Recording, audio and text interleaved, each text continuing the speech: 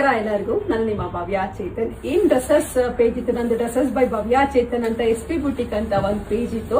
ಅದು ಏನೋ ಒಂದು ಸಮ್ ರೀಸನ್ಗೆ ಅದು ಡಿಆಕ್ಟಿವೇಟ್ ಆಗಿದೆ. ನಮ್ದು ಒಂಥರ ತುಂಬಾ ಜನದ ಹತ್ರ ಡಿಆಕ್ಟಿವೇಟ್ ಆಗ್ತಾ ಇದೆ.